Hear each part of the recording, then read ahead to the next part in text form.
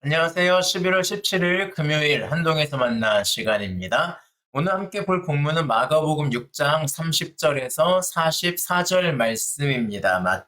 마가복음 6장 30절에서 44절 말씀입니다. 오늘 본문은 그리스도인들이라면 누구나 알고 있는 혹은 믿지 않는 분들도 좀 얘기를 들어봤을 법한 유명한 사건이 나옵니다. 바로 오병이어 사건입니다. 물고기 5마리, 그리고, 아니죠. 떡 5개, 빵 5개, 물고기 2마리로 5천 명을 먹이신 그 기적이 일어났던 바로 그 사건입니다. 근데 이 마가복음에서는 오병이어 사건이 좀 독특하게 나오는 면이 있습니다. 그게 뭐냐면, 침례 요한의 죽음 이후에 나와요. 침례 요한의 죽음은 당시 아마 이스라엘도 굉장히 충격적이었을 겁니다. 왜냐하면 문제가 없는 사람이에요. 죄가 없는 사람이에요. 또 이스라엘의 올바른 방향을 이끌어주고 회개를 촉구하면서 회개를 시켰던 그런 사람이에요. 그래서 이 사람은 정말 진정한 이 시대의 선지자다라고 할 수 있는데 그런 사람이 순교를 당했어요. 그러니까 오늘날 뭐라고 표현할까요? 그냥 제가 이제 기독교를 떠나서 표현하자면 우리나라 대통령이 교황을 사형시킨 사건? 뭐, 이렇게 생각해 보시면 어떨까요? 혹은 우리나라 대통령이 법륜 스님이나 이렇게 존경받는 지도자를 사형시킨 사건, 그리고 그 사형시킨 이유가 자신의 불륜을 드러냈다는 이유만으로, 그게 이유였다면 어떨까요? 아마 난리가 날 거예요, 온 나라가. 지금 뭐 이렇게 뭐 예전처럼 막 촛불시 하면서 너 나가라 막 이러면서 하야해라 그러면서 아마 난리가 났을 거예요. 이게 당시에 침례 요한의 죽음은 약간 그런 부분이었어요. 그래서 헤롯이 굉장한 정치적 부담을 가지고 있었거든요. 근데 그런 상황에서 있다 보니 사람들이 너무너무 이제 이 구심점이 필요한 거예요.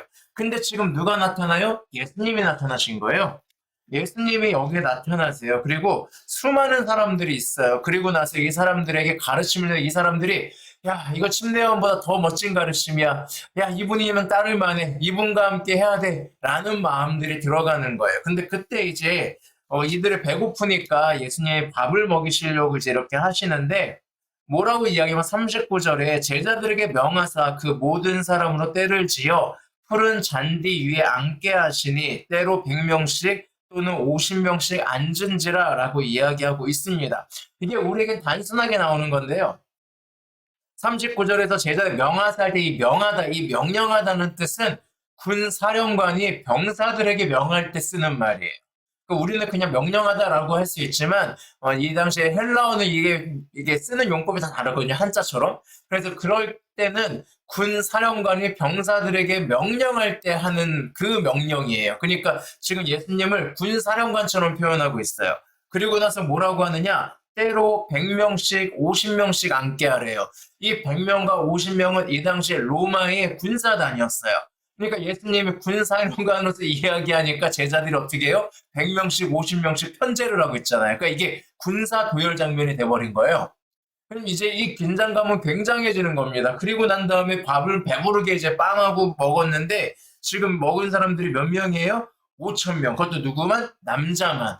여자와 아이는 셀 가치가 없어서가 아니라 지금 이 얘기를 하는 거예요. 군사적인 행동을 할 수 있는 사람이 무려 5천 명. 심지어는 먹는 양식은 얼마나 남았어요? 12강주리가 남았어요. 12개. 예, 그러니까 마치 12지파를 상징하듯이 헤롯 정도는 지금 가볍게 제압할 수 있는 모든 상황이 열린 거예요. 그런데 예수님은 이 뒤에 떠나가십니다. 굉장한 일이 일어난 거예요. 지금 여기까지 읽은 사람들, 당시 읽은 사람들은 우와, 예수님이 군사를 일으킬 수 있는 모든 준비를 다 하셨네? 여기서 그럼 헤롯 꺾고 헤롯 왕 대신 왕이 될 수 있는 그런 모든 상황이 열렸네? 라고 하면서 읽었을 거예요. 그런데 예수님이 그냥 끝내요. 예, 그냥 여기서 끝이에요. 왜 그랬을까? 예수님은 이들을 어떻게 바라봤냐면 34절에서 이렇게 이야기합니다. 예수께서 나오사 큰 무리를 보시고 그 목자 없는 양 같음으로 인하여 불쌍히 여기사라고 목자 없는 양으로 봤대요. 침례 요한이라고 하는 중점을 잃어버린 사람들이 너무나도 목자 잃은 양처럼 불쌍해서 안타까워서 그리고 5천 명을 먹이실 때도 이들이 굶고 있는 것이 안타까워서였어요. 그러니까 예수님은 목자로서 왔음을 보여주는 거예요.